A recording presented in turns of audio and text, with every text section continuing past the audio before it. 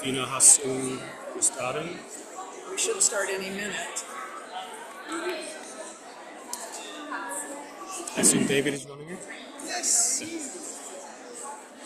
What is this place? That's Tom's. Paul's brother Tom is also recording. Okay, it is recording, it says.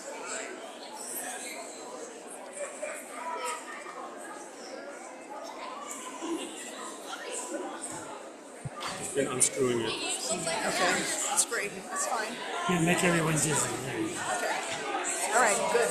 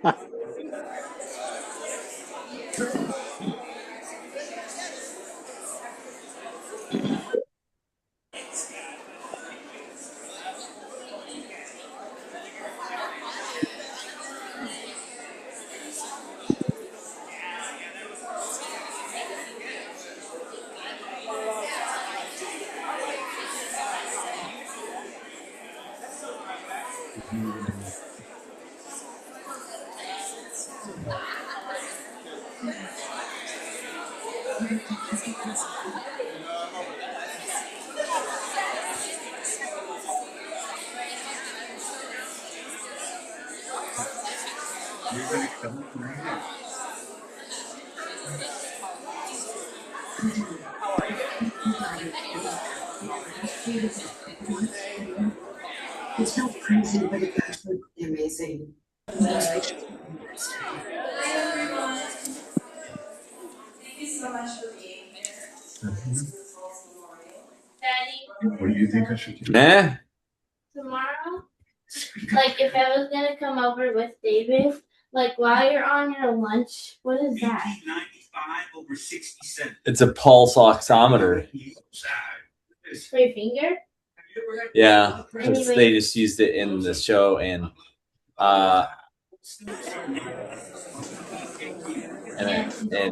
what? Anyways, during your lunch break, could you like drop us off at Sandra Mall, and then when mommy's done with work, she could like pick us up? Who's us? Me, that's Remember what your brother might say. You could go back to the house. Great idea. I don't know, you two in a mall by yourself for a few hours. Sounds like a On ruckus. Zoom, please turn off your mics. We're having a conversation. There's a couple sitting on a couch. They're having a conversation with their child. Turn off your mic. Why don't you text her and see if she can come over? Huh? Turn off your mics. Text her to see if she can come over. Yeah, she said she probably can.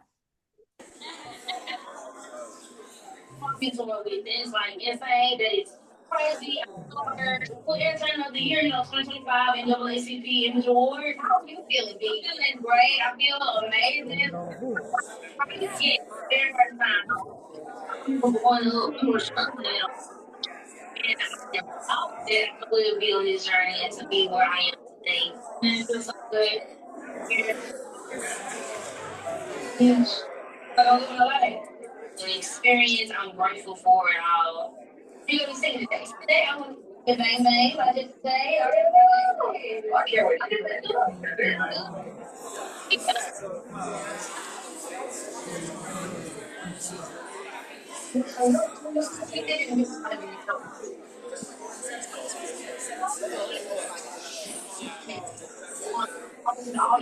And then in and out comes in, me or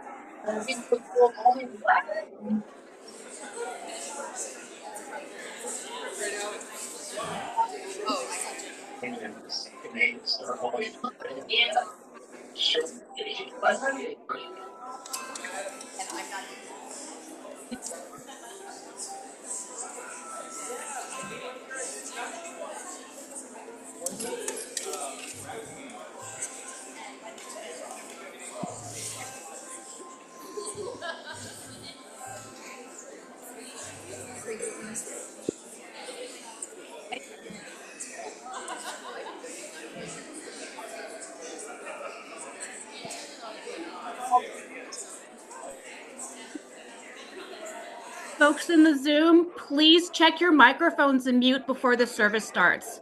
Please check. Noah, you're currently unmuted.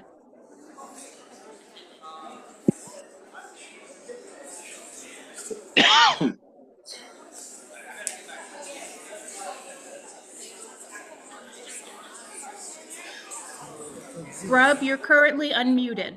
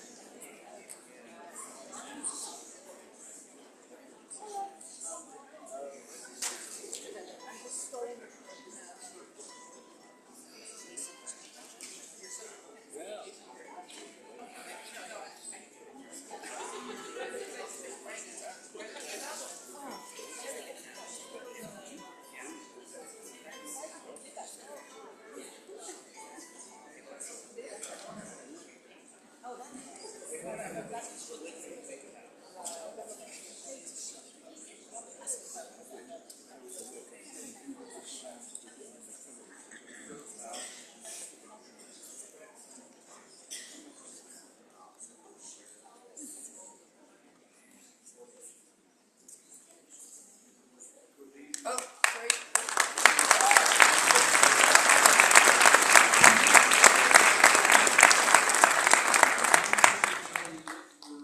In a theater, and this is a theatrical kind of event, and what we say at the beginning of theatrical events is, turn off your cell phone. Work on that.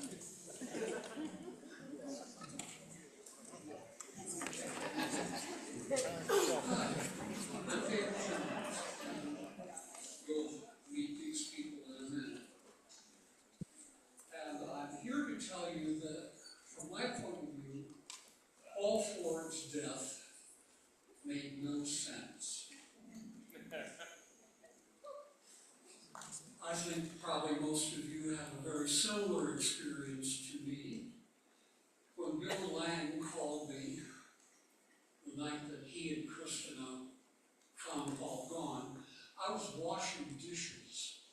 And by the time I dried my hands and muttered a few remarks or questions and had hung up, I basically said to myself, what?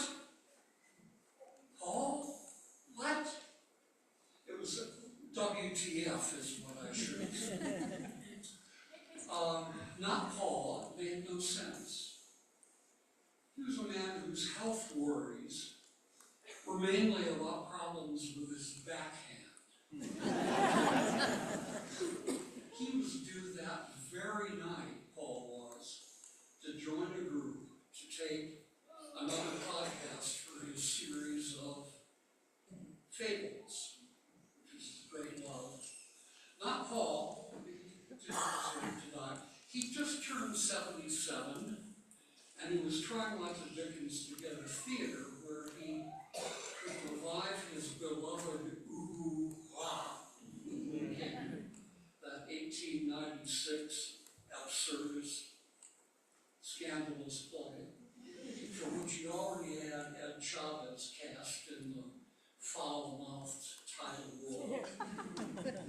Paul simply wasn't finished, and he had too much to do. And he had done so much. I had to talk about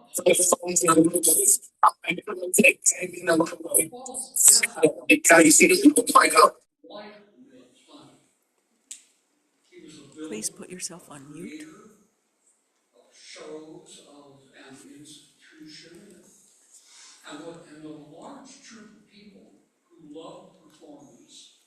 You're here tonight to honor him. And when we were planning this evening, we had to choose basically between grief and celebration.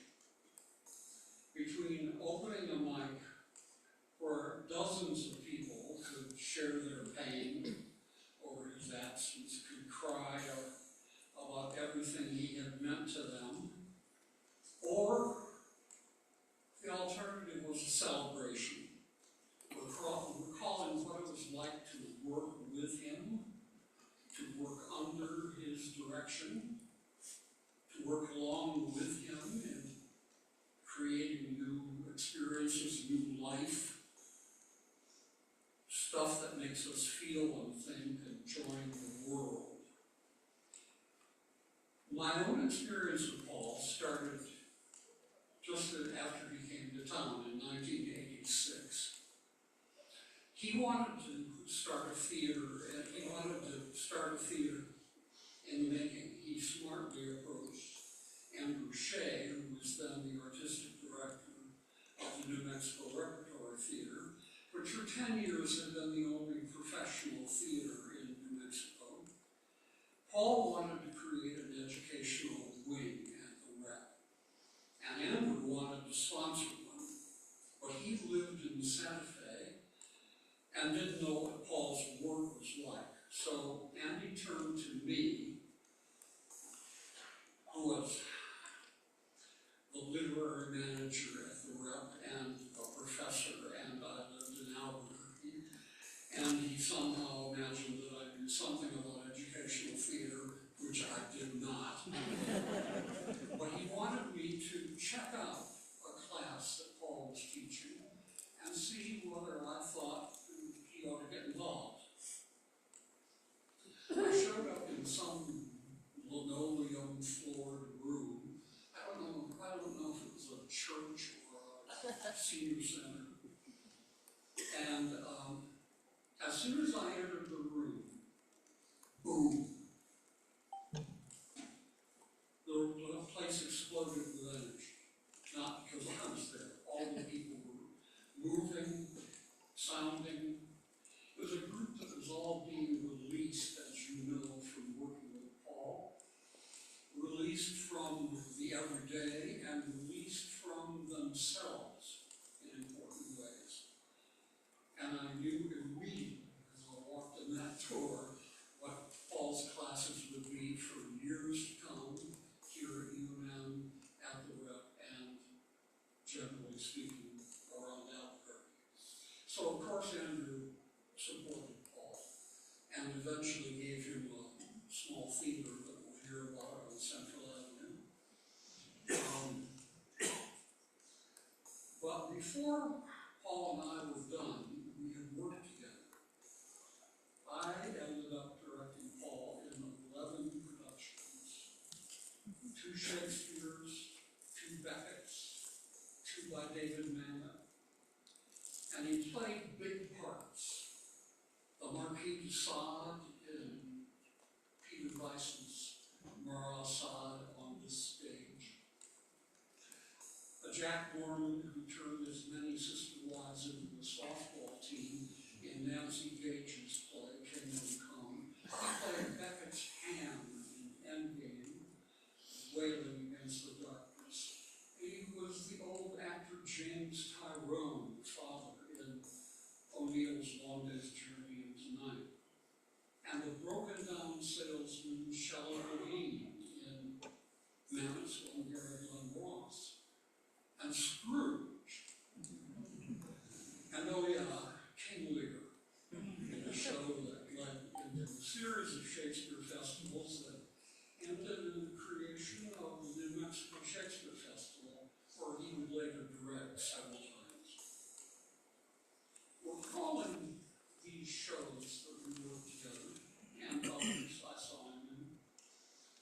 reminded that these were not just big parts.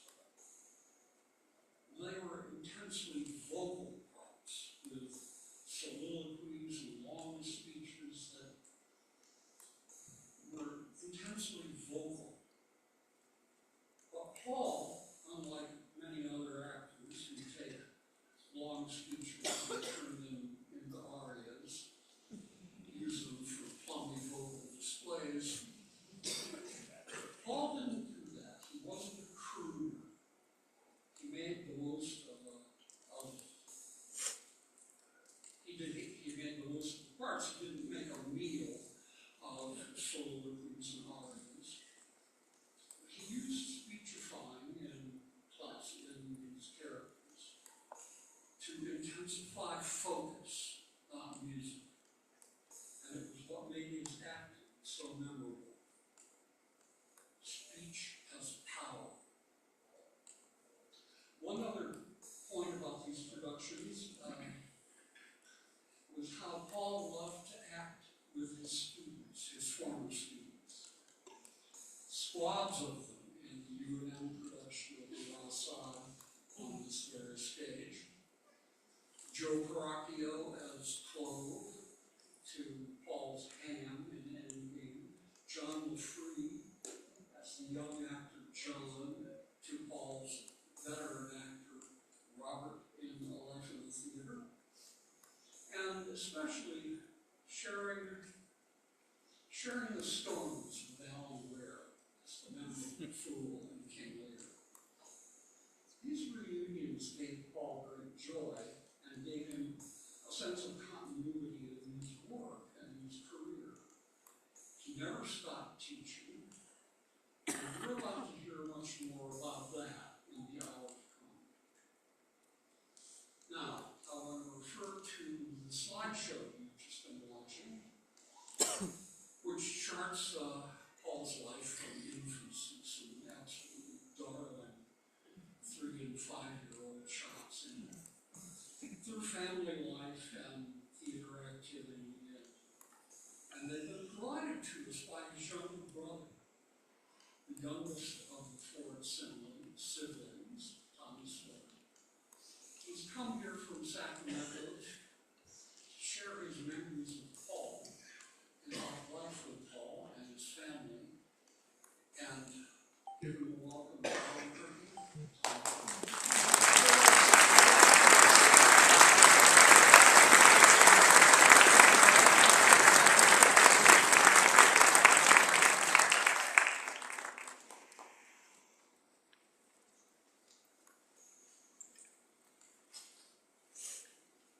Thank you. As he said, my name is Thomas Ford, and I'm Paul's younger brother. We actually have 2 siblings younger than me. Stay there in a few minutes. I'd like to begin by expressing our family's appreciation for Paul's theater family. Thank you for honoring him in this way. Although we are aware of Paul's activities in the Albuquerque theater scene, I don't think many of us realize how much impact he's made here. Likewise, it's my understanding that many people here that knew and respected him didn't know much about his family life either.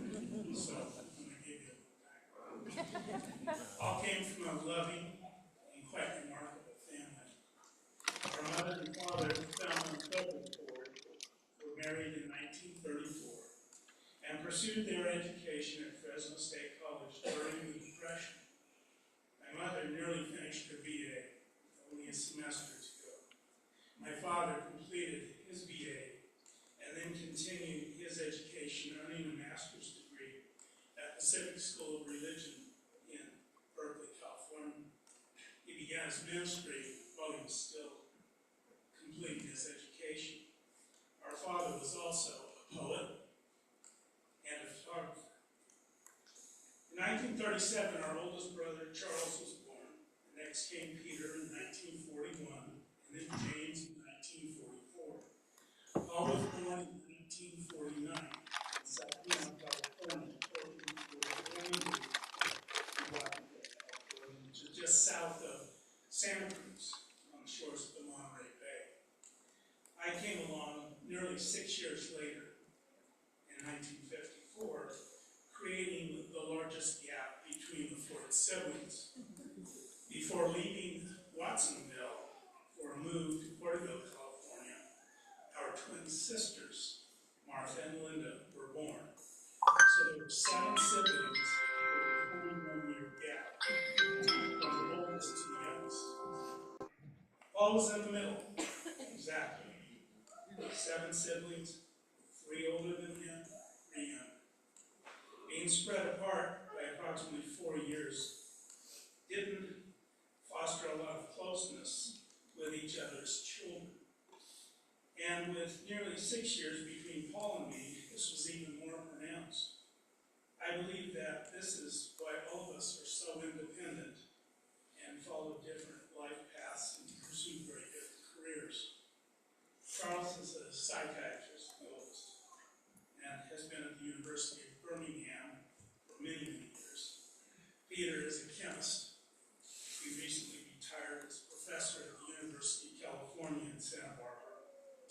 James received his PhD in political science and economics and worked for the state of California. And after retiring, he's teaching classes at Delta College in Sacramento, California. Of course, Paul had a distinguished career here in Sacramento and in Albuquerque. I was an elementary school teacher for about 20 years before I became a principal, and I'm now retired.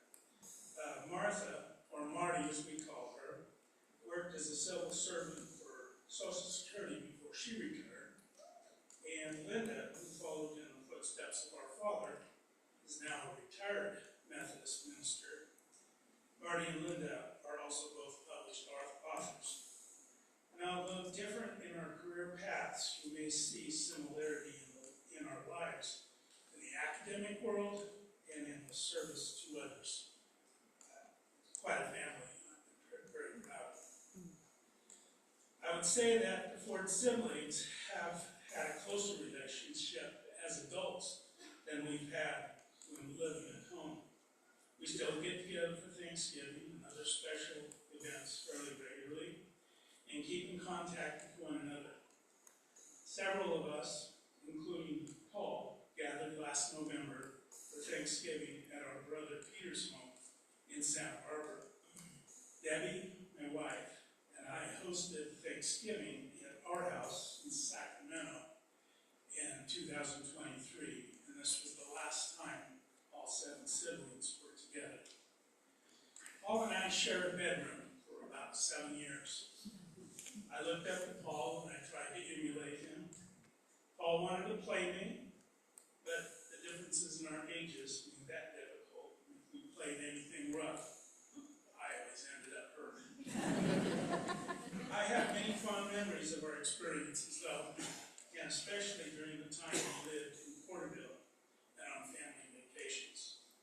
In his junior year in Porterville, Paul became interested in speech and drama. He competed in speech contests sponsored by the Lions Club and won regional recognition. He also took a leading role in the junior class play called We Must Kill Tony. And he told me that he was going to get to kiss a girl on stage. So that's the only part I remember seeing. He continued with his speech contests after we moved to Ukiah, California, winning most of Northern California with the Lions Club contests. He also played the lead in the senior class play there, the Roaring 20s.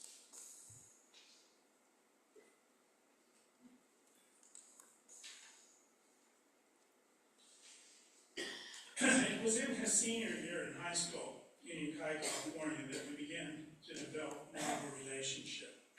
During that last year at home, he sat me down to listen to the Beatles' Rubber Soul album, and I was hooked. He also spent considerable time that year listening to the San Francisco Giants games on the radio while we played catch in the front lawn. Our mutual baseball heroes included the great Willie Mays and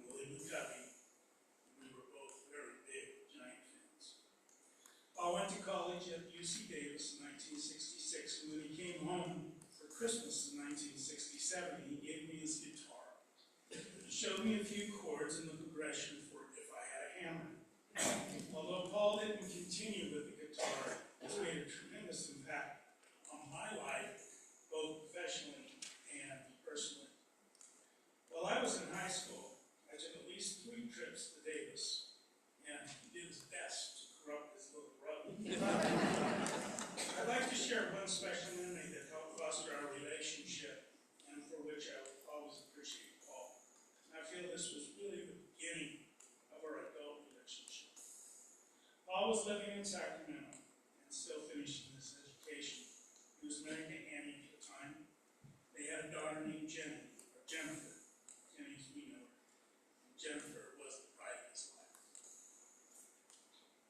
In the fall of 1972, I left home in Tulare, California, to attend San Francisco State. About 6 weeks into the first semester, I came down with a bad case of strep throat. I felt awful, and for the first and the last time in my life, I was very homesick. I called Paul, who was living in Sacramento, and told him that I was considering going home to Tulare until the spring semester. And Paul told me not to do anything. He said, I'll be down in about 90 minutes. The first thing he did was give me a bottle of Milo. I was a bit skeptical about it. He said it worked great because all it was aspirin and caffeine. Now, Milo seemed to be working, and we spent the afternoon together, and then we went out to eat. Paul asked if I was feeling up to going to an evening movie of my choice. Rather than choosing Deliverance or The Godfather, I asked him, a little bit embarrassed, if we could go to see Charlotte's Web, which was a favorite story of mine. Without hesitation, he agreed. I enjoyed the movie, and I hope he did. And then Paul took me back to my dorm and left to go home in Sacramento. I was no longer homesick, and I felt closer to Paul than I'd ever had to. About a year later, I moved up to Sacramento with my soon-to-be wife, Debbie, to attend Sacramento State. And we lived in Paul's garage for a couple of months before we... Paul was the best man at our wedding the following summer. After I finished school, I moved back to Tulare to begin my teaching career. Paul continued with his theater career in Sacramento and brought his theater skills to Country Day School as an instructor.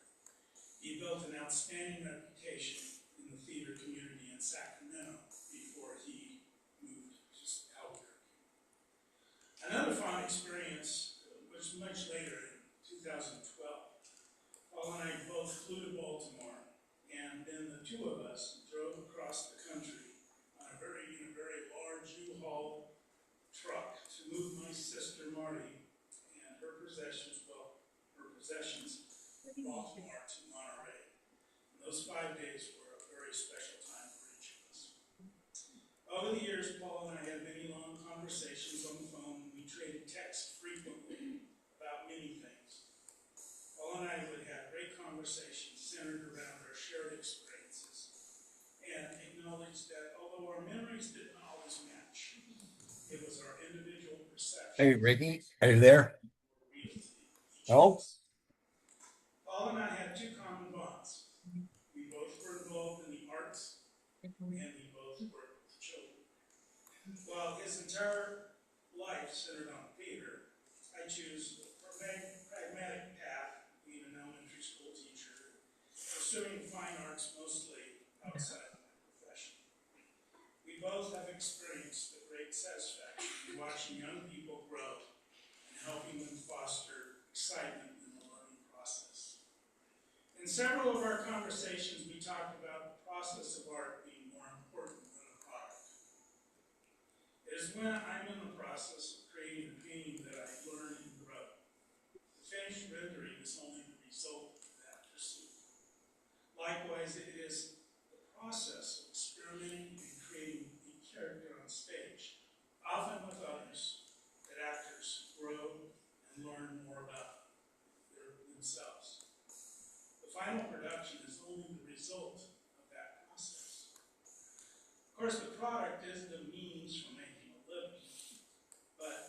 process is where creativity and art reside.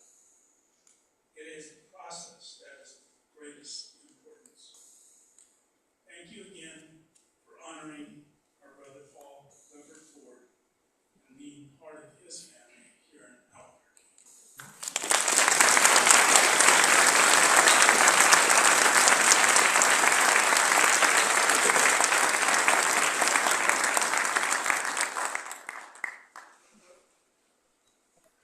Those of us who worked with and are taught by Paul know that the process is the most important part. It always was to him. Now, one of Paul's best supporters and one of his best friends is a chap named Bill Lang. Bill had a distinguished career as a judge. But then he sobered up and got into the business of singing and dancing on Albuquerque stages. Some more to tell.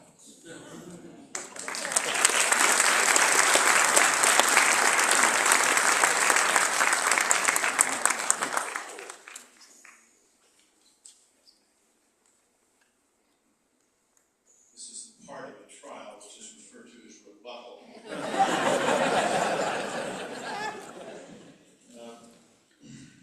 I was telling my old young friend Abby over here that I'm a much better editor of other people's thoughts and words than I am a composer of my own, but here goes.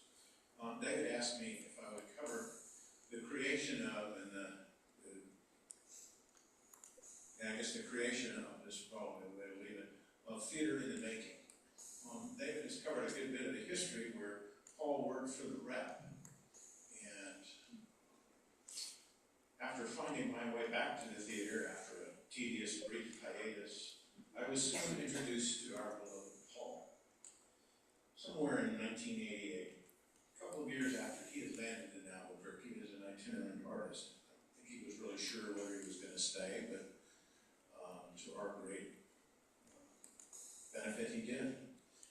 The Rep was the producing entity for shows here in Santa Fe, as David said, and they had this going concern up in Nob Hill that was called the Rep East, a little sign on it, and Paul was working there teaching acting classes for adults and children, and there were shows produced there as well, some for the children and some for adults.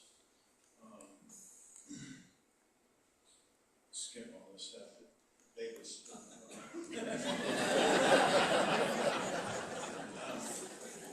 One of the shows that he produced was a pair. One was written by a guy named Phil Bach, whom many of you know. I've done a show with Phil, Vortex, about a year before that.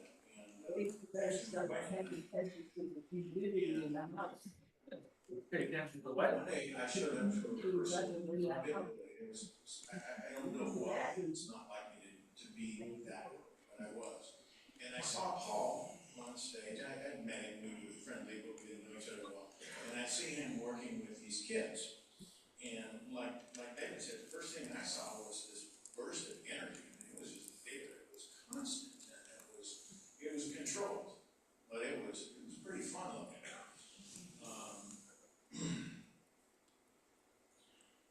About a week later, maybe 2 weeks later, I came back and I thought, well, that was pretty cool. I came back in and we were closer to production, they were closer to production, and Paul was working with these same kids on the same scene.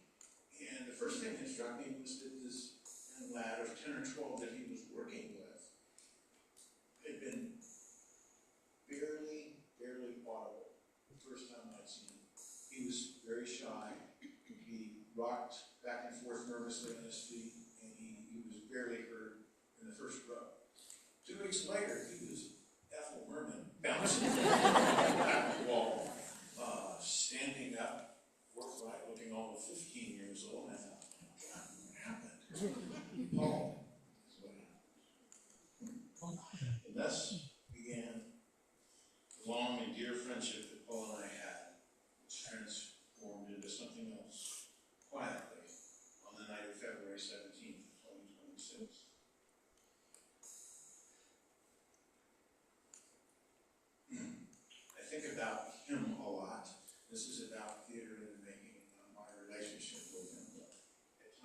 comes up and I keep thinking I'm gonna look over at it and be getting some sort of look, which is a note. Alas, it is not.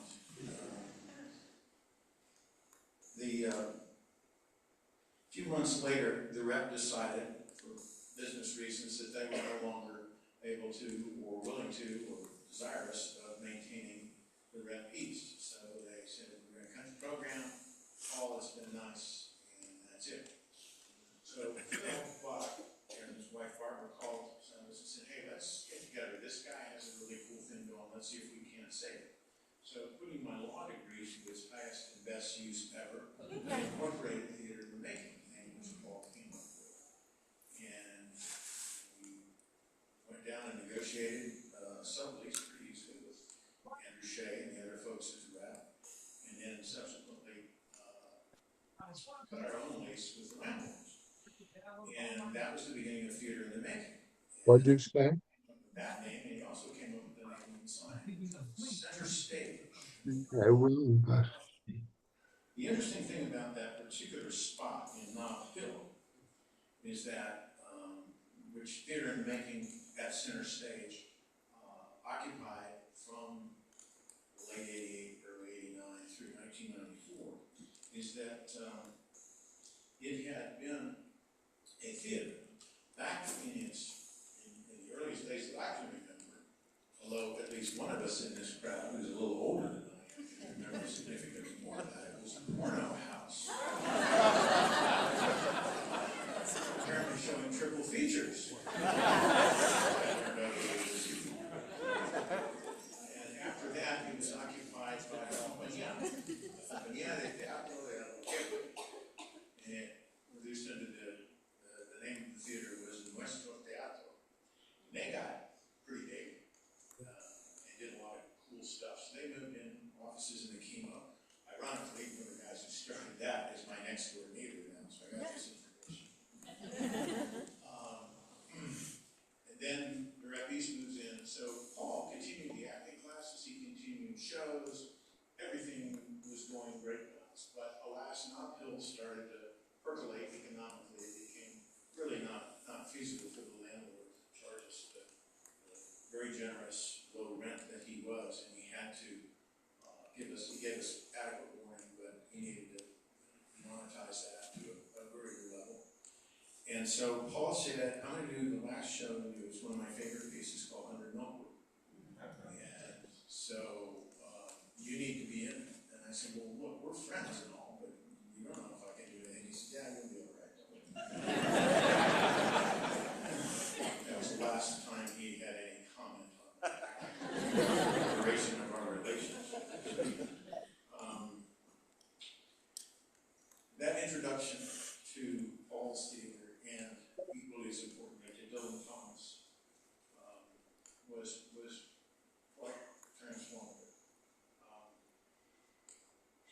His careful attention to the structure and the forms that were so important to the underlying all art was something that I didn't really realize. He was kind of conservative in his dress, his carriage.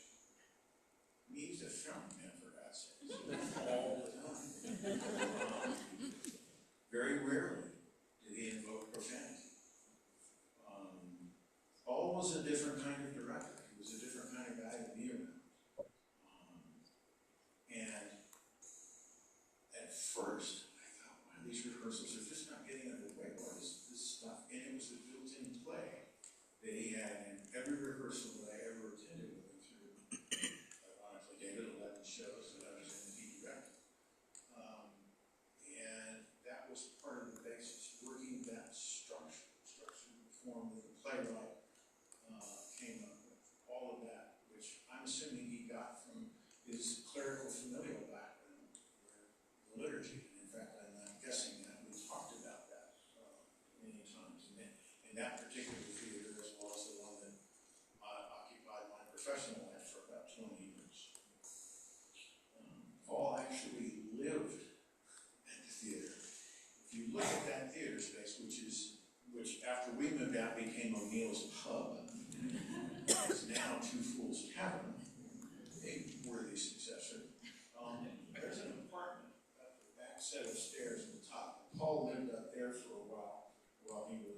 running center stage. After the performances ended under Milkwood, Paul moved his seats, which were then, I think they're better, but I have. And he moved them into the second story of the Albuquerque Little Theater, that back space that he built for many years before. And he continued to teach classes out there. Half of the things that he did because most of you, and sometimes the students,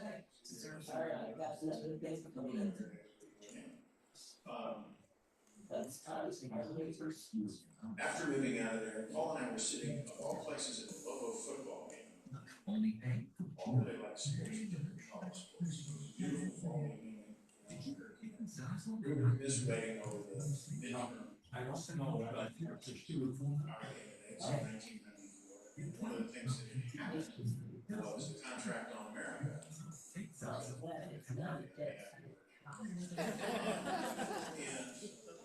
among other things, they chose to gut the Legal Aid Society.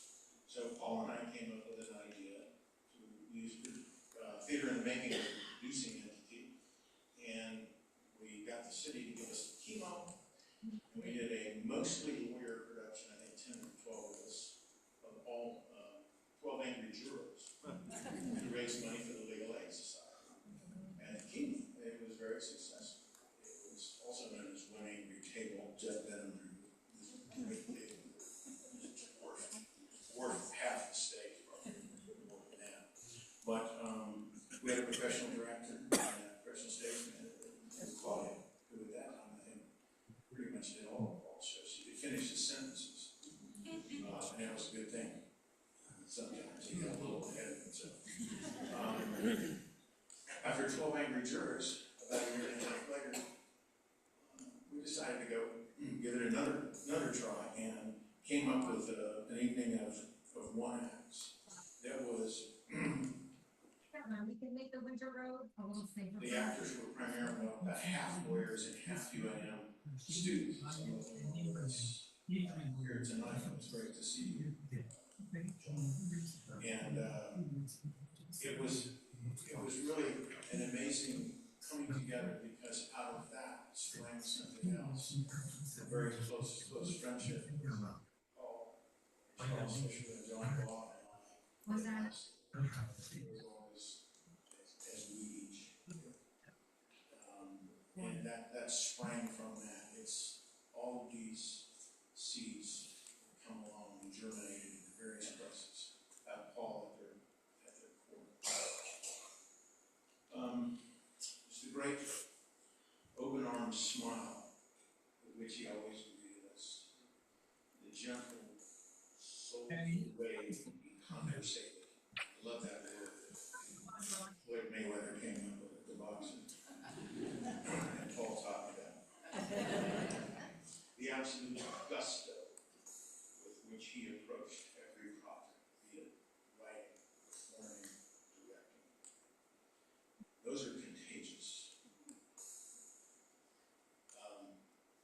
Everything just clicked when he was directing, acting, writing. He gave his all at all times. I can remember one rehearsal out of the hundreds that I was in with him where he became dismayed. I never saw him. Cheese. Well, It wasn't. Read off about 5. Huh? I read off about 5 times. Mozzarella and cheddar. Okay. Thank you. Put this swing set together. You can take it apart. He may have kept a lot of stuff to himself, but he shared the good stuff with all of us. Shared things. Christina and I were talking earlier. I did not, when I got rid of most of my ties as a result of my no longer meeting them. And unfortunately, some of the ties I got rid of were some of the ones that Paul gave. I don't know if he continued this, but Paul always showed up opening night with ties. He did it. Where the hell is this? And that's part of that conservative press. He liked to wear it. He'd always wear one opening night.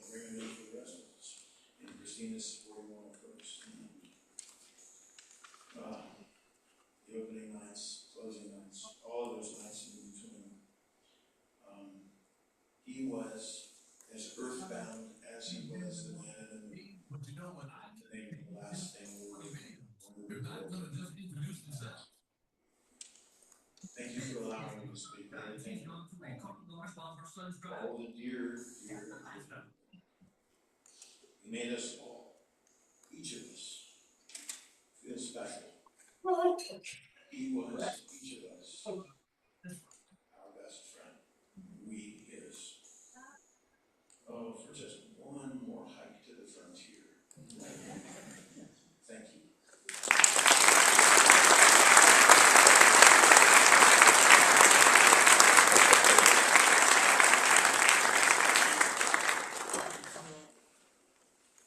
I happen to know that those confabs with Bill and Paul and Charles Fisher and John Law involved a lot of alcohol and cigars.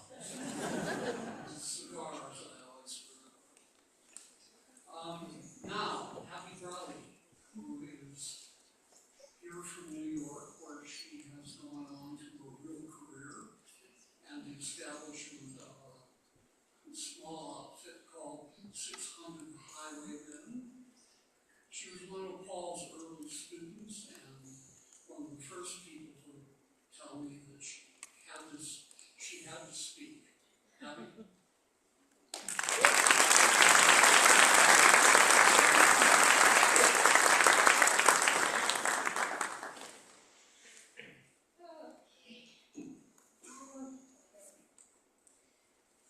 Thanks, David, for having me here. Thanks for organizing. Thanks, everyone, for being here. I'm so grateful to get to be a part of tonight and to get to be here together. Oh, man. Okay. I first started working with Paul. I was 7 or 8 years old. So for over 35 years, the lion's share of my entire life, Paul has been my teacher and my director, my friend, my co-conspirator, my mentor, or as my father introduced him at my wedding, my second dad. And I know I share a lot of these descriptors with so many of you too. Like so many of us in the room here, Paul and I share a mutual devotion to this fleeting, mysterious art form, where you come together in a room somewhere, you work, you rehearse, you experiment, you try again. Tomorrow, you try again.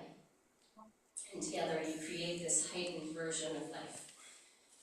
And then in a matter of time, the shows close, the audience goes home, the blocking is forgotten, the pressurized experience dissipates, fades back into the muted colors of real life, and the memorized lines drift apart in your brain, sometimes only to be rediscovered in unguarded moments when you're doing the dishes or waiting at the bus stop or in the cereal aisle of the grocery store. But where does it all go? Just into oblivion. I grew up at Center Stage in Theater of the Making under Paul's watch. Standing on that tiny black stage, underneath the Folger coffee can lighting instruments, the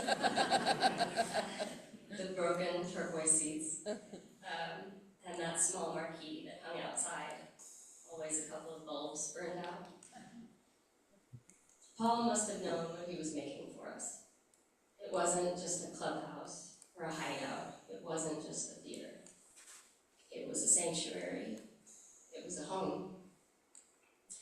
And looking back now, I see how radical it was. The groups of kids who took refuge there. The misfits, the queers, the freaks, the stutterers, the shy ones, the flamboyant ones, the fidgety, hyperactive ones, the curious, the mischievous, the kind. Gender and age and size and all these boxes that life would eventually put us in if it hadn't already, they didn't matter. Paul created a space where we were all valuable, genius, intuitive masters. This quickly became the place I wanted to be more than anywhere else. I sometimes skipped my homework, I quit the soccer team, I dropped out of Hebrew school and gave up the idea of having a bat mitzvah because it would mean I would have to miss being in 12th night. But I didn't need another religion because this one was enough. Here was a house of ritual and belonging. Paul taught me, and I consider this still my most prized artistic inheritance, to always be connected to what theater is, at its core.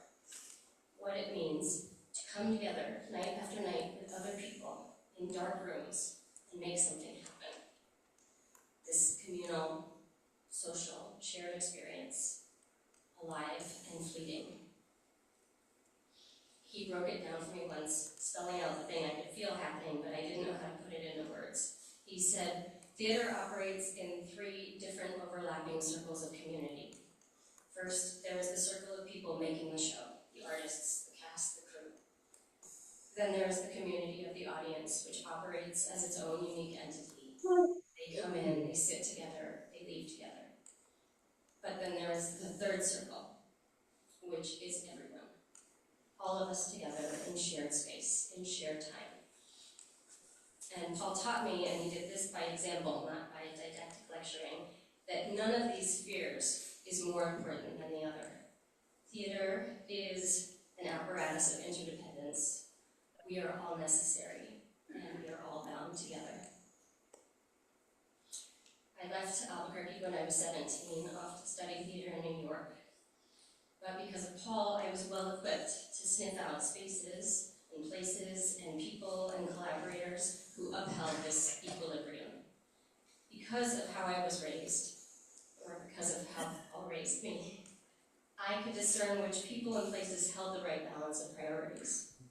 Were the people, all the people, involved in the theatrical event valued and honored and cared for? And years later, theater became not just my hobby or my interest or my study, but my job. And there were periods where things got fast and chaotic and imbalanced. And those were the moments when I would come back home for a visit, and a coffee or the walk in the foothills with Paul brought me back to the center. In his inimitable way of conveying thoughts into words, like shimmering pieces of vellum that he could just pull out of the air, and he would help steady me, remind me what mattered, remind me who I was.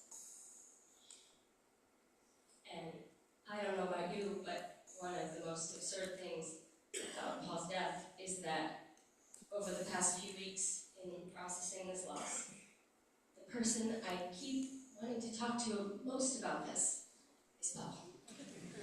And I caught myself many times over the last few weeks reaching for my phone to give him a call, send him a message.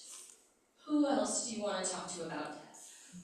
About a seismic reckoning of existence? Who but Paul would have something astute to say? Paul, isn't this nuts? You were just here, and now, what?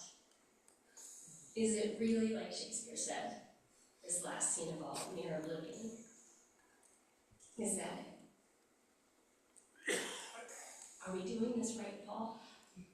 Do you have notes for us? Are you really gone?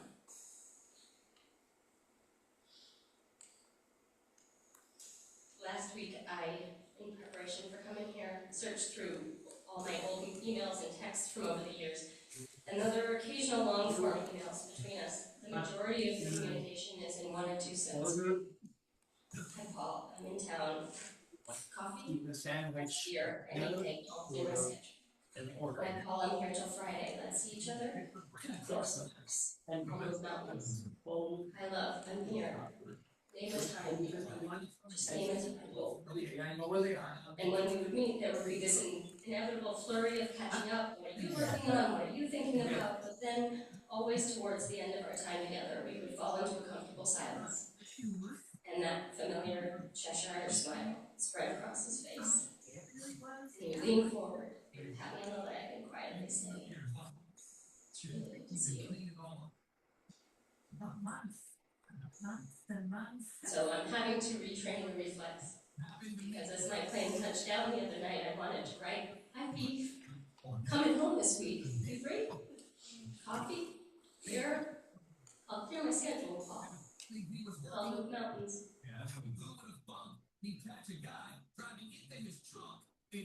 And stories I have been considering sharing. For some reason, this one keeps coming into my head, so excuse me in advance. But there was this story Paul told me once about this time. I think it may have been in the 70s, and he was in California, and he dropped acid. He was with a group of strangers on the beach, and as the drugs hit, he realized that he wasn't comfortable with this group of people, and he started to panic. But all of a sudden, maybe out of nowhere, a dog came in. I think it was a black lab, but he told him, with a stick, and came right up to him, sat beside him, dropped the stick, turned to him, opened his mouth, and said, "Okay, let's kill Paul." So we followed this dog outside to the beach, and for the next 7 or 8 hours of his entire acid trip, he played fetch with this strange dog. Throw, run, fetch, drop, throw, run, drop. And when Paul told me the story, I didn't know about it. How old I was.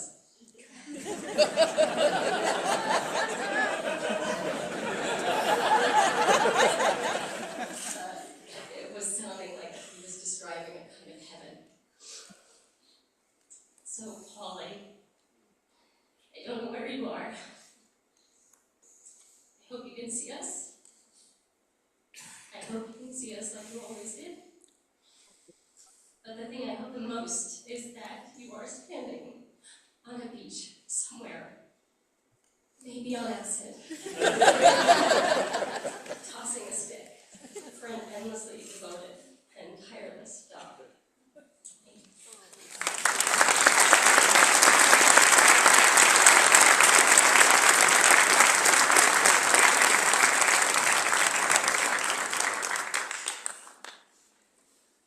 Now it's time for a clown. Alan Ware was one of Paul's early students and important actors who came through his shop. He went off, among other things, and traveled the country with Ringling Brothers as a clown for a number of years. But in the midst of all this, he came back to reunite with Paul as the fool in King Lear. Here's Alan Ware.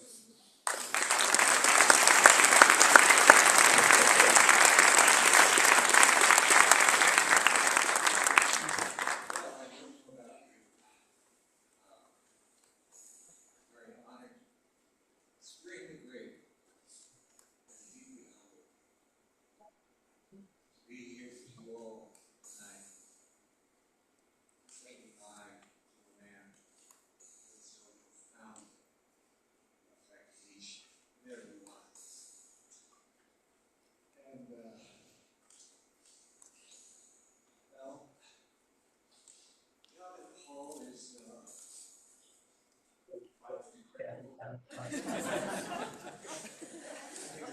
I continue to ask the degradation of this event.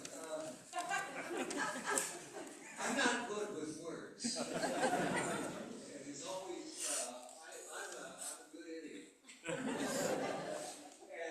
you know the phrase, how opposites attract, how they create, brought me and Paul together. Thank you very much, Lee. I wouldn't be here had it not been for your kind invitation to tell you what it was like to work with Paul. You know, I first met him in the fall of '88, and I was so excited I had called my mom. I just said, "Mom, I got a lead in a play." Yeah, it's called Uruguay. No, not Uruguay, Uruguay. It's French, though we speak English. I said, "Wow." Well, the opening scene is stupid. Well, then the next scene is dumb. Dumber, and it just gets worse and worse and worse. But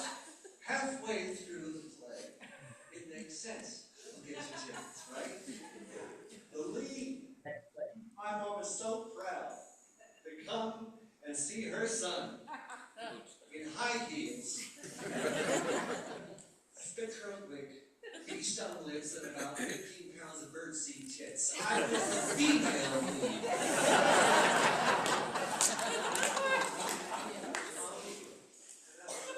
Hell of a show. Indeed, it was that show that we saw the birth of center stage. And oh God, I remember in rehearsals, I asked the one question that every director should ask.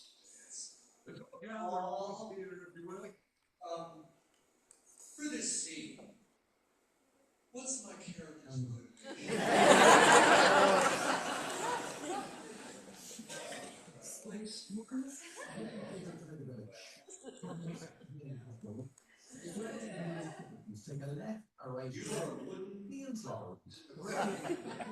A marionette operated by a mischievous 12-year-old boy who was hell-bent on making fun of his physics teacher. Now, bring a shoe on that, one shoe off.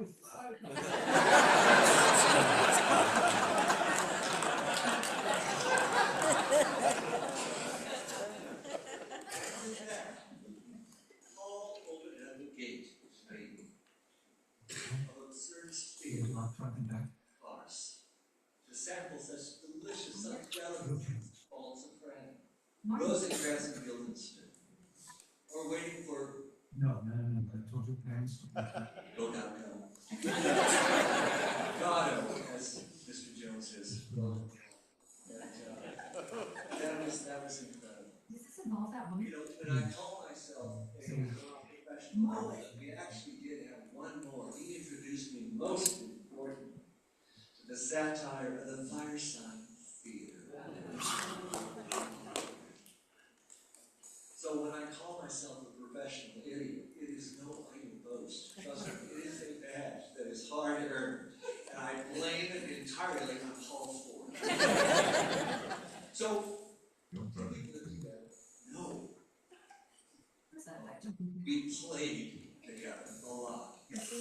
We had some memorable collaborations together, most of them in farce and satire over the years. Wonderful collaboration with Paul and with Sidney Wolf when I was here at UNM.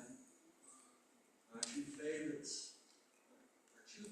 projects were further incarnations of Ulu and Comedy of Errors. His focus was language and serving the text. And me, as his movement coach, I zeroed in on stage pitch and the physical language of character. But that don't pay the rent. And so,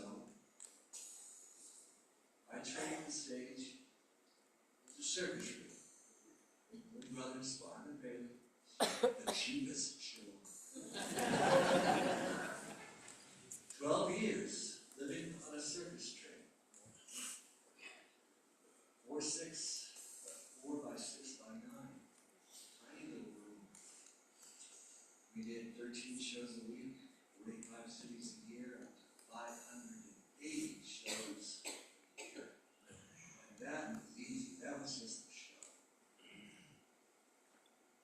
PR, a lot of PR, and writing, and the things I learned from Paul from center stage was coaching, directing, writing, developing material. In short, you weren't a player, you were engaged in making sure that the play was with all of us. And finally, I got smart. I got a cell phone. So figure, I can imagine my relief when I heard Paul's voice on the line, holding Fireside Theater. Watch all this brouhaha. Brouhaha. And we started laughing and laughing. And he gave me a great dish about Albuquerque's theater scene, and I would give him horror stories about clown life horny kennels, strange acrobats, a lot of the towns and the train yards that we lived in. Most importantly, I would always say, I still blame you for all of this. You know that. Replied, I proudly accept full responsibility. You know, Paul, with all our times together, it's a shame that we never acted. I mean, God, we always wanted to do the dresser. Remember that? The one about the ragtag Shakespearean troupe caught in London during the Blitzkrieg. That was great. Missionary. You need to come back. We need to do theater. Oh, God. Just think what it was your glasses and my glasses. The spectacles we could do. I love to hear his laugh. That is a sign I was on the same wavelength. In 2007, it was time. I took off the nose, packed up that circus truck, hung up my flat shoes. Sensibly heading to Dallas, I had dropped by in Albuquerque for just a few days. And then I guess I got called. Yeah, Paul! Yeah, no, I'm here. I just got off the plane about an hour ago. I'm out by Windrock. I'm trying to find an Apple store to get a laptop that what? Oh, yeah, I know Jason. What? Okay, fine. Just, give me the number. So, what was it like working with Paul? Thanks to Mr. Jones. I have one word. Leader. The vortex was short one aspect. His food. Now, I had the chance to work with Paul. He was in his own element, with his Shakespeare, and I was in my own element, with the exception of one little souvenir. The road. And I brought it with me. Paul and I always believed that it was never the duty of the public to come to the theater, but rather it was the duty of the artist to come to the people directly, as I did with this. So many hundreds of people on the circus ring is where I sat. And now sits a fool, a simple fool, content and attentive to a king, secure in the trust that he has in the follies of a fool. That is what it was to work.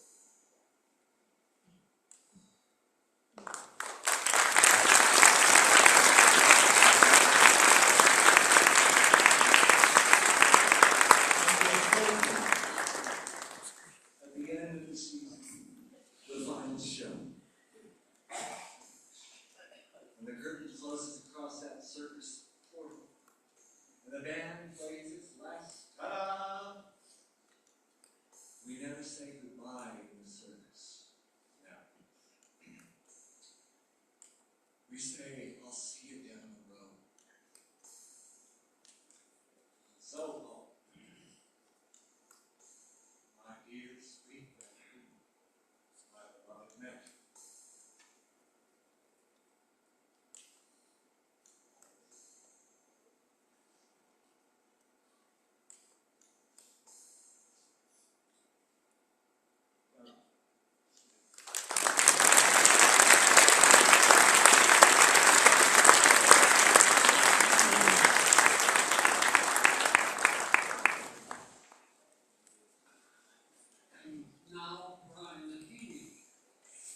one of Paul's, I want to say assistants, but we will clarify the point.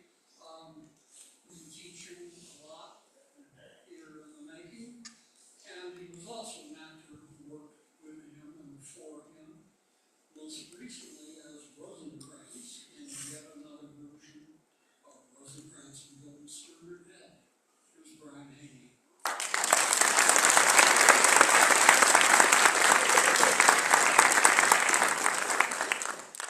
Another damn Rosencrantz.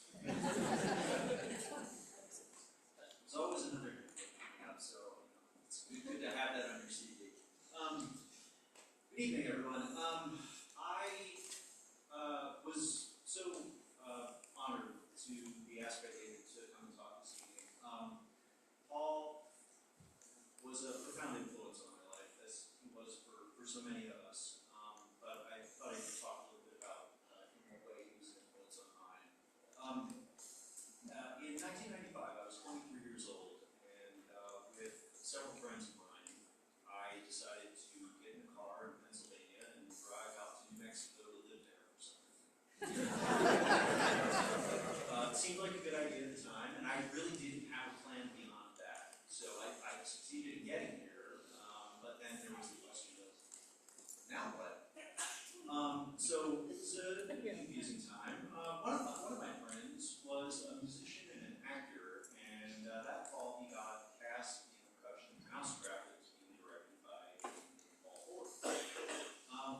At the same time, Paul was also working with a youth group on a production of As You Like It. Now, some of you may know that As You Like It has lots and lots of music in it, and Paul was not really sure what to do about the music, and so knowing that this friend of mine, his name is Eric, knowing that Eric was a musician, he asked Eric if he could write tunes to go with the songs and then come to his classes and teach it to the kids. Well, Eric was very nervous about this prospect because he had never worked with young people before, and I had. And so he invited me to come along with him, taught me the songs, and asked me if I would come along and support it and teach the kids the songs. So we did. We showed up 2-3 times. Kids had the songs down, and we went away. And as far as I was concerned, that was maybe the last of my involvement in theater in the making of Paul Ford, which I was very mistaken about. Not long after that, a few months later, one of the other friends that I moved here with, a dear friend of mine from high school, his name was Elliot, was killed in a car accident. It was very surprising. He was 23 as well. It was not the way this was supposed to go at all. And I was grief-stricken. I was confused. I was heartbroken. I was lost.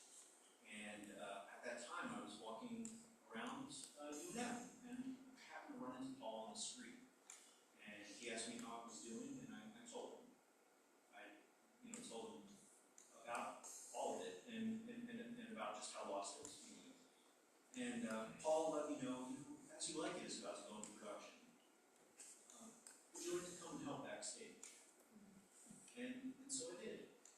And from the midst of this very dark and very heavy moment in my life, I was suddenly surrounded by light, by joy, by these young artists that were lit up by Shakespeare, and they owned it. It was theirs, and it was transformative to me. It was a lifeline in a dark moment, and I was so enormously grateful to Paul and to all of this. Because Abby was part of that production, and I saw Goldie somewhere out there. There she is. Goldie's in there too, and there's probably two or three other people who were in that show too, and that gratitude that I felt, that was one of the reasons that I wanted to come back. At first I came back because Paul needed help from somebody, and I was somebody, and I needed help, so I came back. But then pretty soon I came back enough times that what Paul needed was me, and I was discovering a place for myself there, and so I continued to work with Paul in an assistant capacity, as David mentioned, and also, teaching as well, directing small scenes, doing things like that. But then, in the early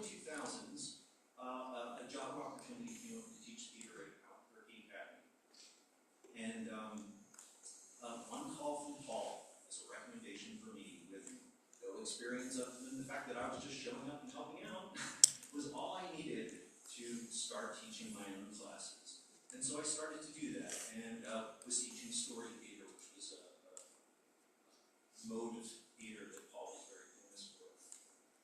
And so, at any rate, I started teaching, and I in those days, I would go to Paul often to ask him for advice about things that were happening in classes or things that I was confused about, things like that. And one of the things he told me, which remained with me for every class I ever taught from that point forward, was he said, the job, excuse me, I'm going to get a sip of water because my throat's a little dry. Normally on stage, you can't let the audience know that. I'm going to do that because I can do that. Thank you. At any rate, he told me the job is to make sure that every actor that walks off that stage feels like a success. And so I took that to heart, and again and again, we worked with these young people, and I tried to do it in the way that Paul had showed me, which was that it's not my show, it's ours. And it doesn't belong to me, it belongs to us. We are a community of people that are sharing this time together, making this art together, and learning how to be better human beings together. It's really profound. You know, I was used to the idea that a teacher is the master. And students, they need to receive that teaching. Little birds being fed in the mouth. And in this mode, we must know that these shapes, before the magic of these shapes took place, we're all kind of engaging in their history. And the answers that we discover together are all more true because we've discovered them. They come in that box surprisingly to us. You know? So at any rate, I started teaching myself, and then the next challenge came, which was that Paul started to push me out on stage. So he cast me in the 15th anniversary celebration of Theater in the Making was held here on this stage. It was a production of Under Milkwood, which has already been referenced once. And I got cast in it. And so I got to channel this amazing words by Dylan Thomas. Here, this was the sea right here. And I can remember standing almost in this exact spot as a fisherman gazing out at the sea. So that was the beginning of my acting career. And then I started to perform in play after play, most of them with Paul, some of them by Joe Sackett, who I can see right there. I got a chance to play George W. Bush, a sort of George W. Bush character in Play Called Patriots that Joe wrote. And then the time came for Paul to step away from theater making, and he began to teach here at the university in a more full-time capacity. And so there was a big celebration for Paul's retirement from Theater in the Making, which I showed up to celebrate with everyone else, but then person after person kept saying, well, Brian, you're taking over Theater in the Making now. Oh, congratulations, Brian. You'll be taking over. Surprise. They thought to tell Brian about this. So, at any rate, I did do that because I'm a good boy. I started teaching Theater in the Making classes. A somewhat funny story that I was thinking this evening, talking with Bill, is one summer I was teaching Theater in the Making classes, of course called Books Alive, which some of you may have been students in, and I got jury duty. At the same time, I was supposed to teach this class, but I had to write a letter to Judge William Ladner.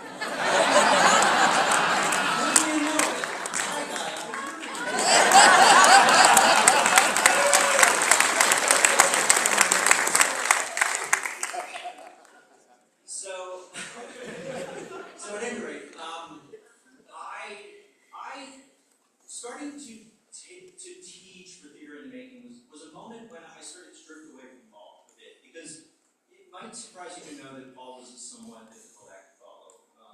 He was the organization, and what was it if it was me, because I am not him, and my way of being with people is different than his way of being with people. But, you know, I took the lessons that he taught to me about having a plan, but being absolutely muteness to that plan, because the minute a student comes in and has a great idea that everyone reacts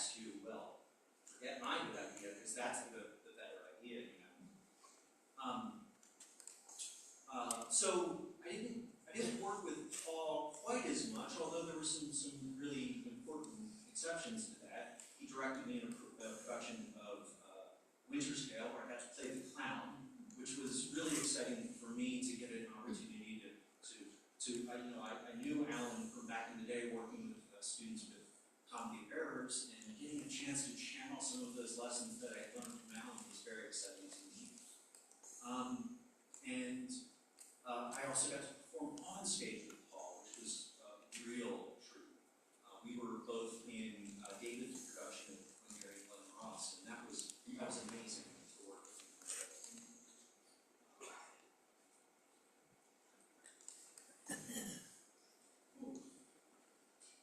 Okay. At any rate, I worked. I ran theater and making classes for about a decade, and the time had come for me to step away, and I did, with very mixed feelings about it, but I did step away.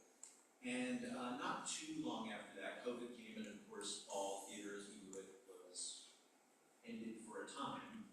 But coming out of COVID, Paul contacted me about shows that he was doing, and he wanted me to be in all of them. he kept after me about them. And the first shows that we did were these story theater productions, where we were assembling the show. We were building the plane as it was flying. We were in rehearsals, experimenting, discovering good ideas, making things happen, and a show that formerly had not existed suddenly existed. We got to perform in front of audiences. Indeed, in that workshop format with him again was a coming home for me. I knew how to be in that environment from all of those years working with him in theater and thinking. And so that was lots and lots of fun. But then, of course, as David had mentioned, he was going to direct a production of Rosencrantz and Guildenstern Dead, and he asked me to audition, and I didn't. He asked me, and I mean, my joy at getting an opportunity, number one, to be one of those clowns again, but also to hold the stage for 90 plus minutes and never leave it. It was amazing. It was such a freeing experience getting a chance to do that show. So much joy came out of doing that. Getting a chance to work with Owen, and I saw Kellen is over there. It was a full circle moment for us. Kellen, as I had mentioned, was part of that cast, and he had been a student in one of those classes that I had assisted Paul in. And Kate, who was playing my partner in this, had been a student in one of the classes that I taught. And Owen and I had been in productions with Paul. There were people involved who had never been in a play before. It was a real coming home. And little did I know that would be the last play that I do with him. But I think what was amazing about that, we at the end of last year, we got nominated for an Orley Award, and which was really exciting to get that honor. But more importantly, we were invited to perform a 5-minute piece from Rosencrantz and Guildenstern. And so we went back into rehearsal again. And we got together a handful of times, but we were back together. We were doing the things that we knew how to do, which was to laugh a lot, and then a lot, and screw up and say, that was better, do that, and those kinds of things. And so the award ceremony came, and we got our chance to perform, and afterwards I saw Paul in the lobby, hugged me, and told me I did a good job, and he thanked me. And that was the last time I saw him. When I found out that Paul had passed away, the very first thing I thought of were all of those kids, who some of them are here, as Kate, Anjali, Goldie, Abby, and others. And you guys are still 12 years old to me. And I want to wrap my arms around all of you, because I know that the grief that I'm feeling is grief that you share too. And I came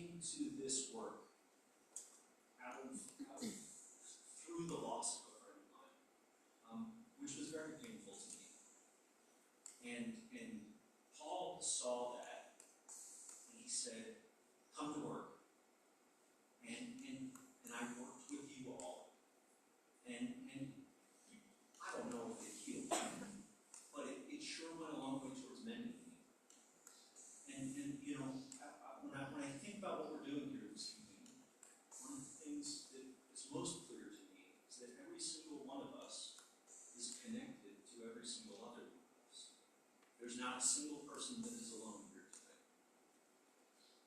And, you know, I can think of no fitter memorial to Paul than for each of us to remember the value of those connections that we have.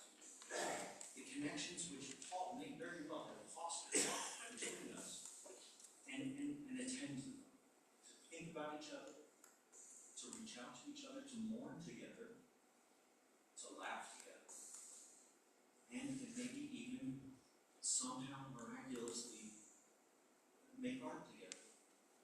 Thank you.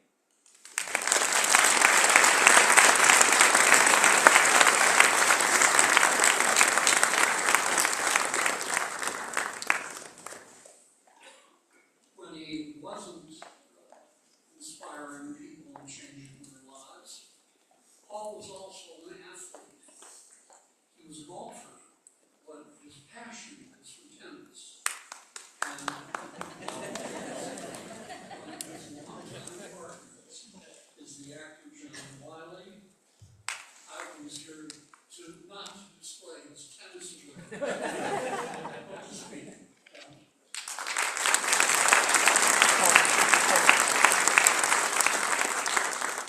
Thank you all very much, and thank you, David, and thank you, Paul's brother, for being here. It's wonderful to hear about Paul's growing up. Jesus, David called me a week ago and said, would you like to come speak about Paul and your experience with him, hanging out with him? And, he said you were going to be the token jock. That's fine, I'll take it gladly. I want to chat with you all a little bit about Paul, the sportsman, and how lucky I was to hang out with Paul for many years doing some various things. I met Paul about 20 years ago, I think on a golf course. John Hartman had a group that played together with Grubb and Marty and Bill Sturkey and some other nefarious theater types.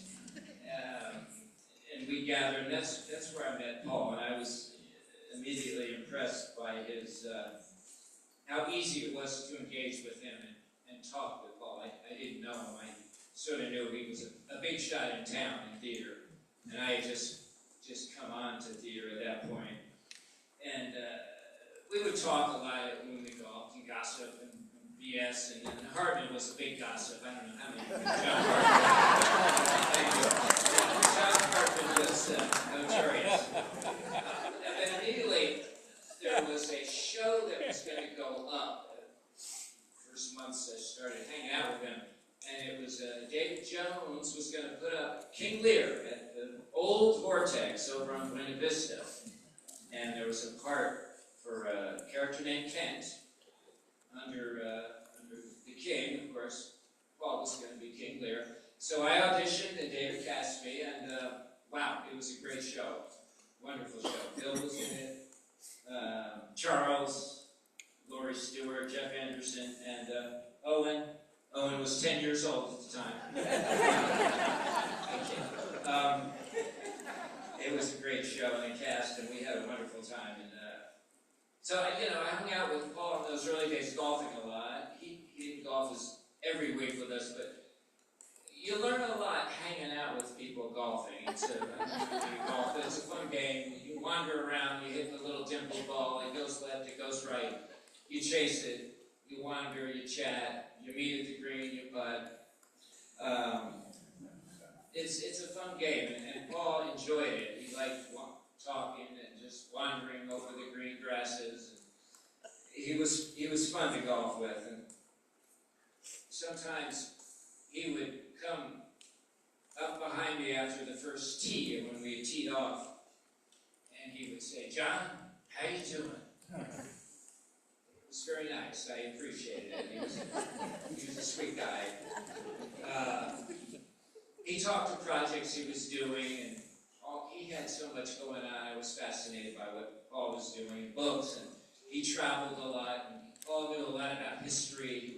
He would talk about history, and his own growing up in the San Francisco area, and of course the San Francisco Giants, and McCovey, and Mays, and just great stories of San Francisco. He even talked once of seeing Jerry Garcia downtown, or maybe by the Haight, just playing, and this is before the Dead. Garcia was a banjo player, and he had a different band, but anyway, I was fascinated by Paul's stories of the old days in California.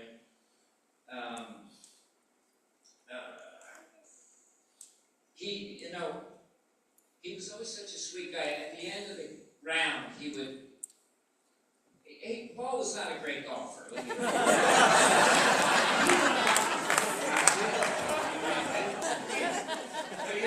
We'd finish up and he'd be like, this wasn't the greatest game, but it's so nice to be amongst all you guys here, these people here on this beautiful day. He'd ruffle his hair. He's such a sweet man. Jeez, I'm gonna be so. Yeah. Okay. So then John Hardman, John passed, and I became sort of the gatherer of the clan that would play, and I called people and we gathered. And Paul had injuries through the years, and he had physical problems. He had shoulder problems. He had health problems. I don't want to go into all that, but he would be gone for a while, and he'd go in rehab. And I'd call him back, and he'd show up again, and we were always so happy when Paul came back again, and he was there. He was a part of the team. And then, though, COVID hit 7 years ago. Boom. Golf course is closed. I was in shock. I love golf. I live for golf. So when they closed the golf courses, I holy shit. And so I said, Paul, he had talked about playing tennis Paul's the time I knew him, and I knew he was very good. I don't know why I didn't play it, but I said, Paul, we got to play tennis now. So COVID hit, and golf courses closed, and we started playing tennis. And it was a tennis romance of necessity that just came together. It was quite joyous and quite nice. He beat the crap out of me at the start because I hadn't played in a long time. But I played most of my life, but for a lot of reasons, I had stopped. So we played, and I got better. And Paul was a chess master on the tennis court. Tennis is a singles, it's like a storm, it's a tornado, it's a lot of energy. You're running left, you're right, you're going forward, you're going backwards, you're lobbing it. And he was very, very good. I think he had played quite a bit in California growing up. Yeah. I can't imagine how good he was, because I started playing when he was 70, and he was incredible. And we would go 6-4, I don't want to bore you with the tennis thing. We'd go 6-4, 20 games, an hour and a half, and we're not spring chickens. And, it was intense, it was marvelous, he loved tennis, he loved the intensity of it. You look for your shots, and you look for your spots, and it's decision making, constantly decisions, and then there's breaks where you chat and you laugh and you talk about the crap shots you made and the good shots. And it was such a joy to be with Paul and play this game with him all these years. And he played with a grace and a style, just like he lived, and some mystery. I often wondered how the hell he was beating me as much as often as he did.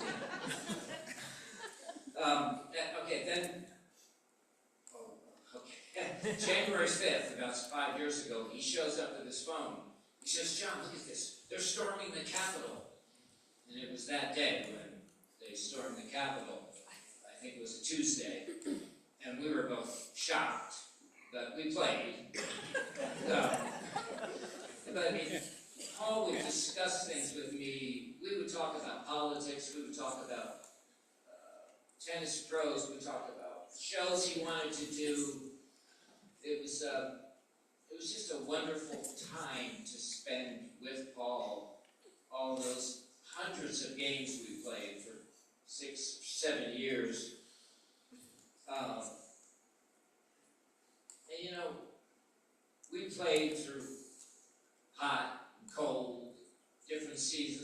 stopped.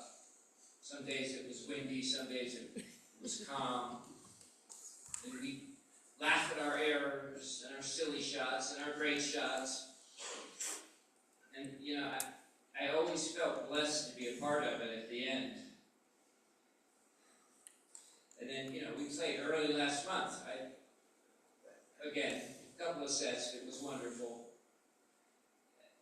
And then I was going to move, and I said, Paul, can you help me move? And he was like, sure, yeah, I'll be there. I was kind of surprised. He's getting up there, and but he showed up, gloves on, ready to move me. And he was moving the heavy stuff. And then 48 hours later, he was gone. And it was a shock. It was a shock. Paul had a certain je ne sais quoi. He was a mensch. And he was a damn good egg. Thank you.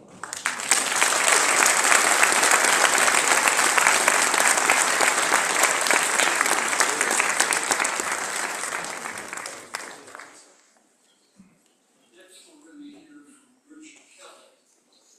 Kelly, Richard has been lighting up stages here and elsewhere for some years, but she got the chance to meet Blanche Dubois when Paul directed Streetcar at the Vortex back in 2018. And she's also been, for some years, a member with Paul in a play reading group that meets on Sundays. And here she is to talk about her relationship to Paul.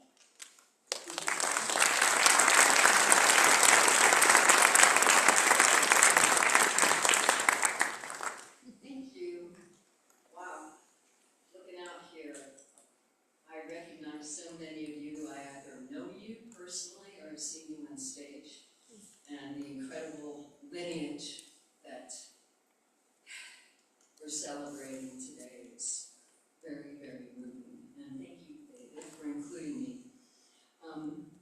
I've known about Paul for, excuse me, since I moved to New Mexico, which is about 20 years ago. And I had always heard about him from the many people who studied with him and worked with him. And then I was very blessed to audition for A Streetcar Named Desire. And it was a little intimidating because almost everybody was a student of his, and I was like the old lady, which was fine. I was very blessed to get to work in that capacity with him. And then I got to know him in some other ways that I'll briefly try to get to.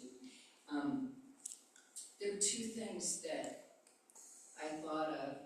I'm so sorry, I should have warmed up better. When David asked me to talk about Paul, and there were two things that came to my heart. One is Paul had this motion that he did, and I'm not going to do it justice, but it was kind of a shrug and a kind of what's going on in the world and humanity. It was a kind of very embracing communal vibe that people have already talked about. And I very much think about that with Paul. And then regarding the Streetcar, I was given a bunch of photos that were taken of the production, and as I was looking at it, I was remembering really what it was like to be in the rehearsal room with Paul. And to me, he really was able to create what I would call a feedback loop in the rehearsal space. Like you could say that he was an actor's director. Well, what do I mean by that? I don't mean he coddled actors. What I mean is that he was organized and confident enough to have enough space in the rehearsal to have a little bit of discussion as a director to the actor, to the character. There was a moment, Chad was Stanley, and it was just the three of us in the rehearsal room. I don't know if you remember this, Chad, but it's the scene where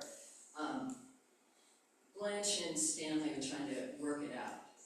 It doesn't end well, in case you don't know. But it was, we were in that dusty church space that the Vortex had as a rehearsal room. We were looking at the papers, and I put on my glasses, Blanche's glasses, and Paul said, "How does she feel about wearing glasses?" And the reason that I really remember that, I have a picture of that scene, and it was the kind of thing that if you're a theater person, you might appreciate this. He didn't tell me how I felt, and he also didn't let me go into the monologue about how I felt. It was just a very simple question that made the scene a lot more interesting. It got me into what we might call a tactic. But it was that kind of feedback loop that he had. And then there was another moment when we were staging the final scene where it doesn't go well for Blanche, and she's being taken off. And I was reminded by the picture. There's a picture of Amy, who is Stella, and she's screaming as Blanche is being taken away. And Blanche is being taken away. The entire company was in that scene at some point, and there was silence afterwards. He was in the audience. This is like technicolor's silence. And he said, "I never realized how much Stella loved Blanche."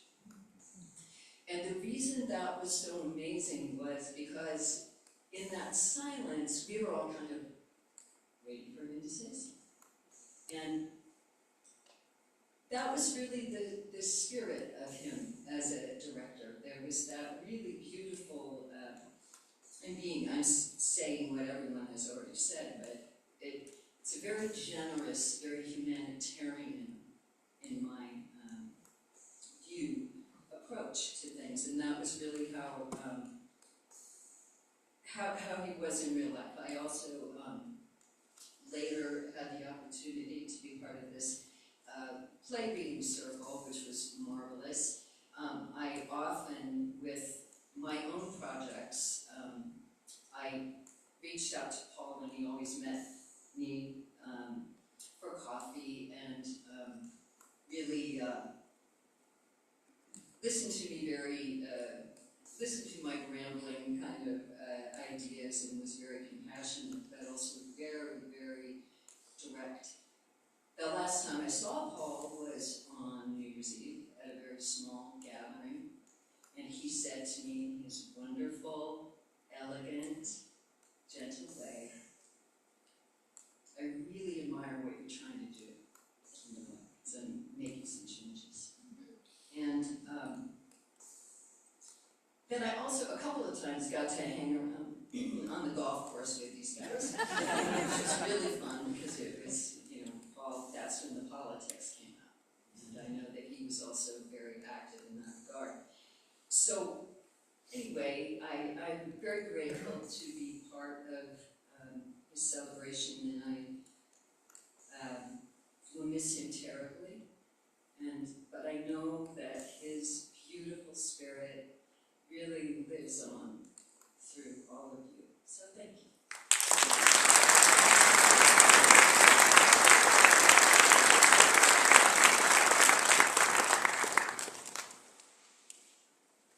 So from Blanche de Bob, Stanley Kowalski. Chad Brummett had done a number of leading roles in Trick Lock and Here at You Now before he did Stanley Kowalski.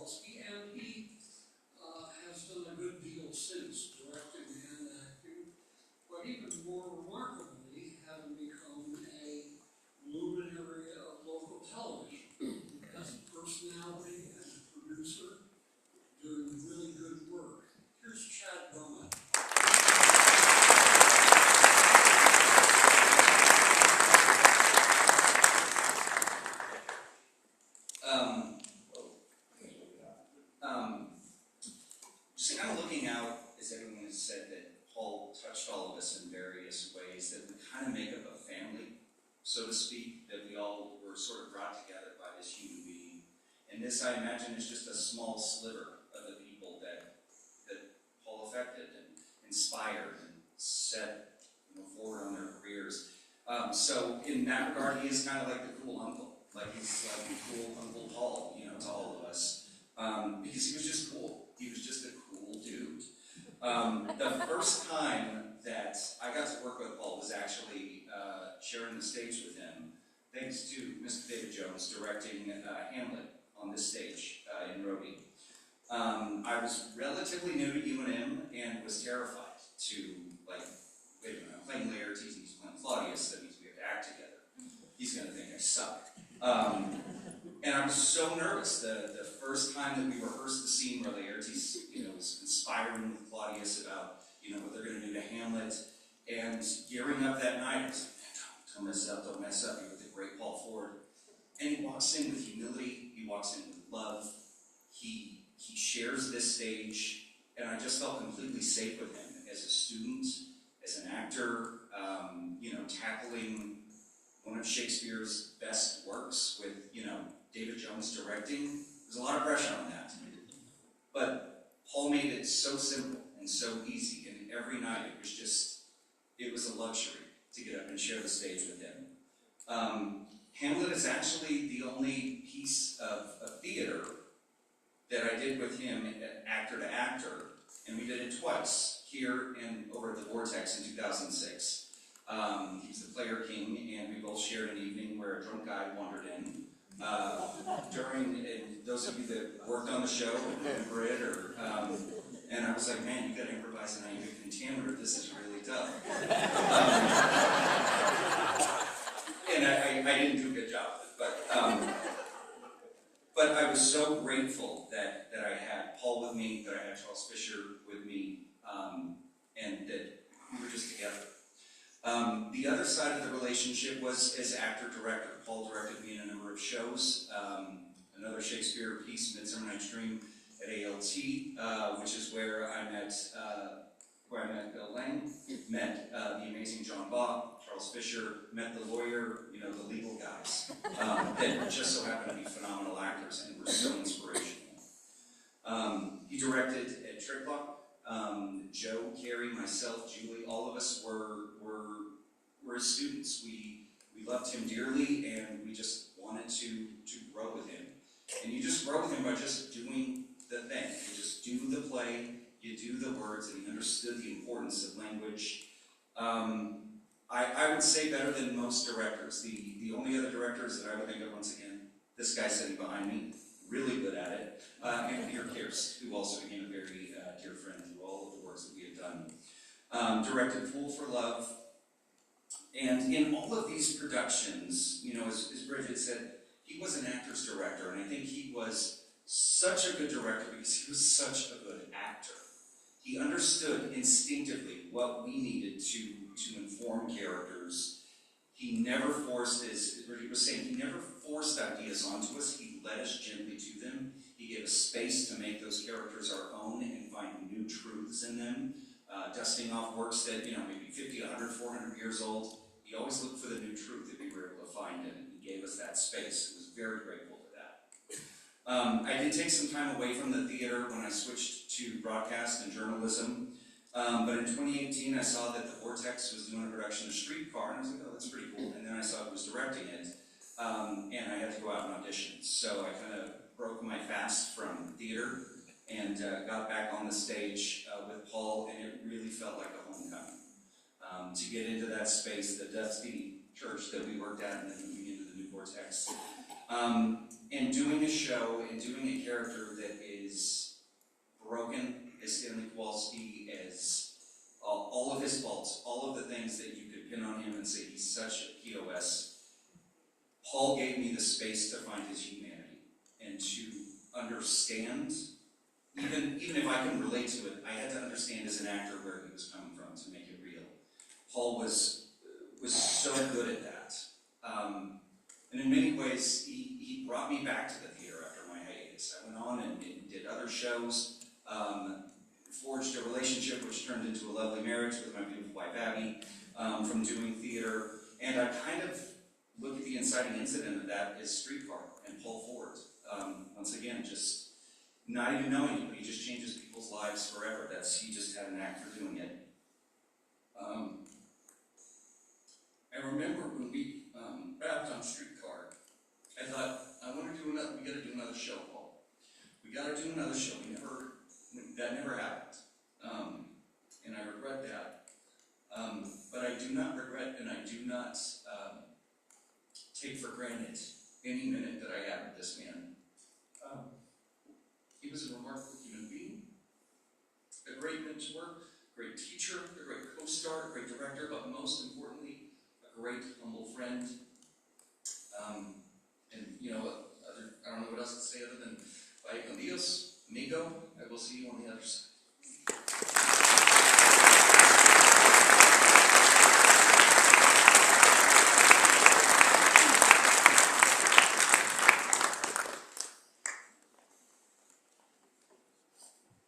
We're approaching the end of the evening, and you know, if this had been a service, if this had been a church, or another kind of church, and there had been a religious funeral for Paul, it would end where the preacher ends most things in the churches, with a kind of benediction. I can't imagine a better benediction than the one you're going to hear from Owen Callis, who played Prospero under Paul's direction at the New Mexico Shakespeare Festival. Owen.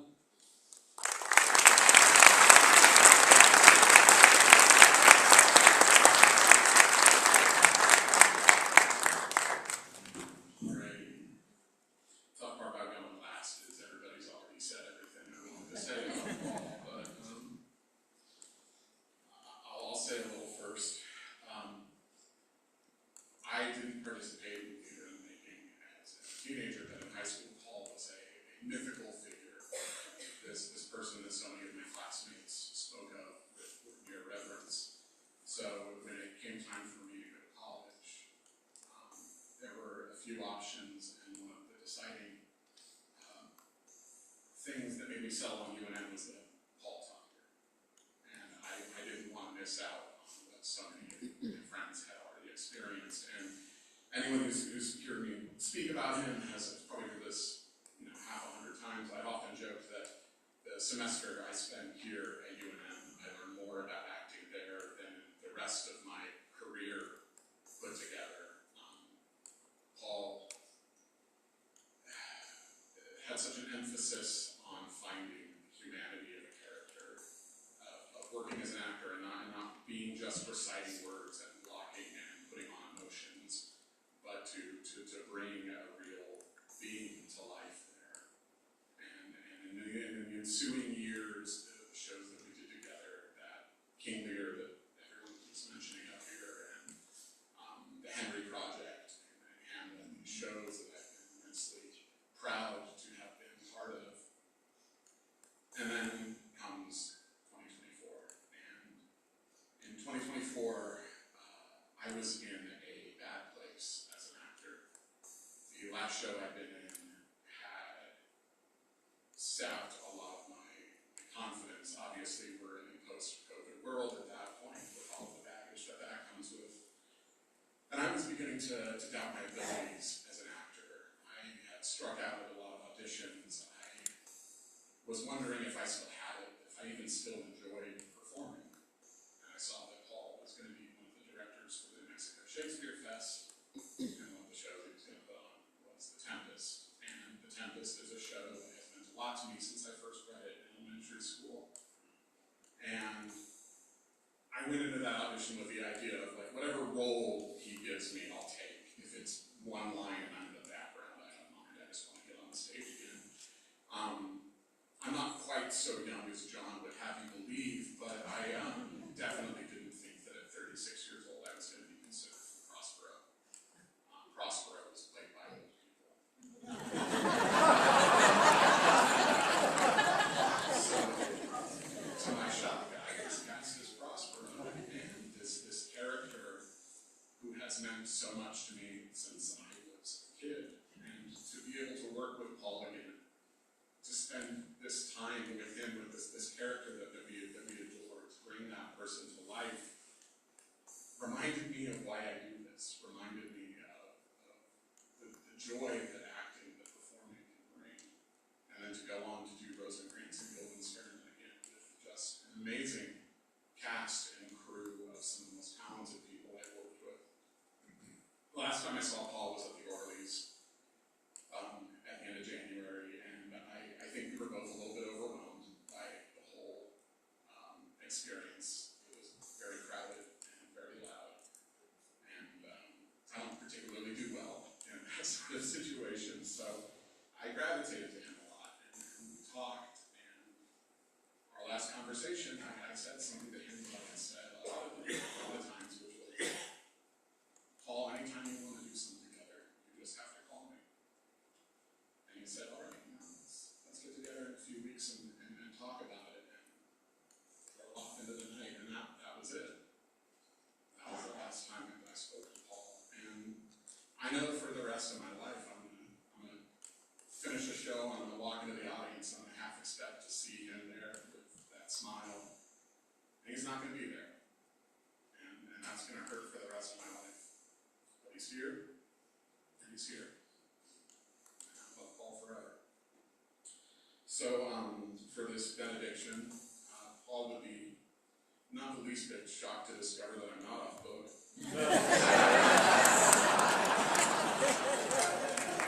Made important by the fact that I did have these memorized a couple years ago.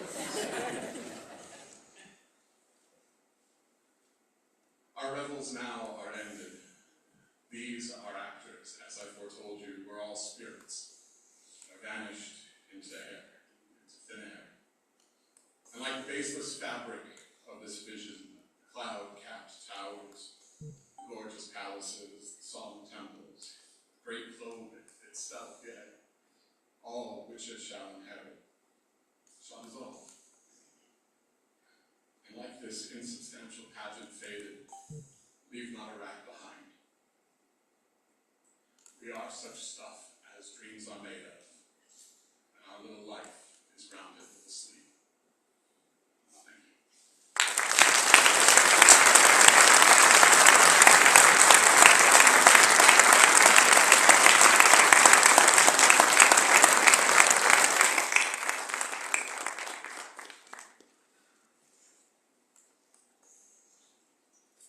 So, I want to go back to Prospero at the end of The Tempest, when he gives an epilogue and he addresses the audience and asks them for a blessing that will relieve him or get rid of his despair, or the despair he worries about, because his every third thought is of his death. He asks the audience to pray and give him mercy and release him with their good hands. In the final line of the play, a very cunning cue to the audience, and probably Shakespeare's modest farewell, Prospero begs, "Let your indulgence set me free." Let's set Paul free from this veil of tears, and free to be a radiant memory for everyone who loved him, by using our good hands to give him a final standing ovation. Ladies and gentlemen,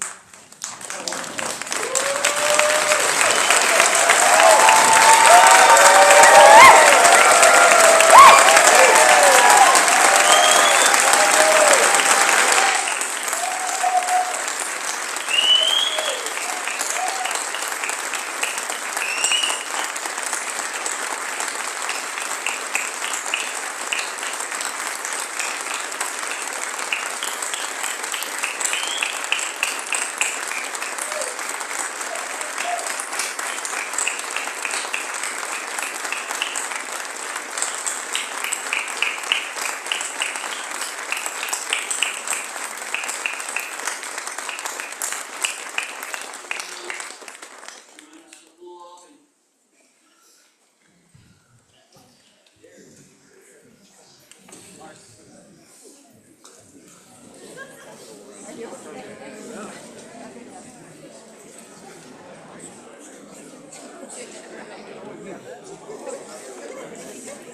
at the flash when he falls out.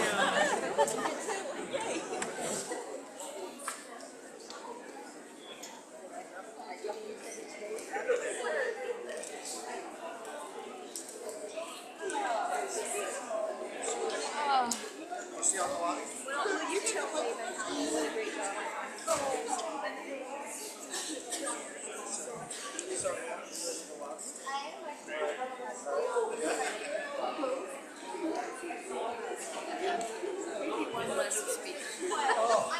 The director said us like it's okay, it's okay. Yeah.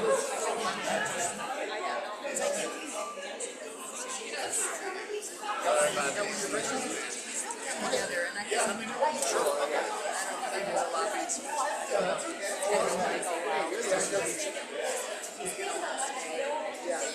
maybe not. I keep waiting for it to call me. I didn't know if he was gonna stay. I know. I was worried. That's what I was worried about.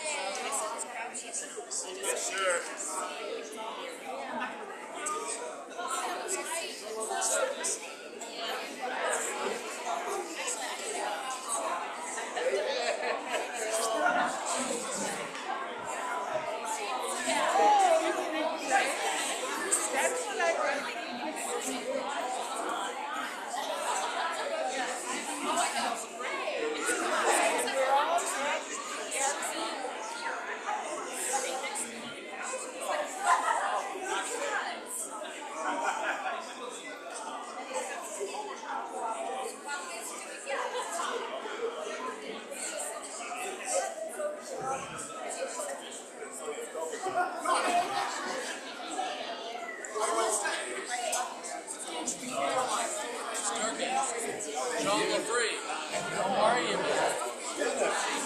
Yes. Great.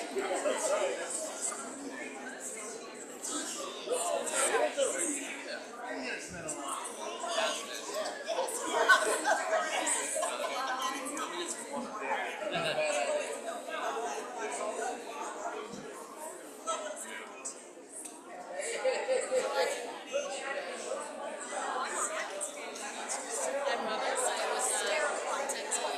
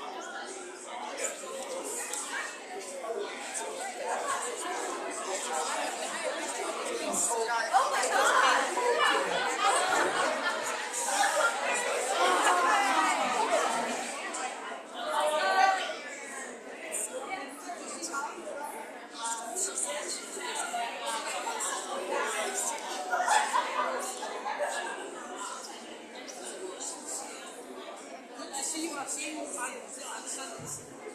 Next March.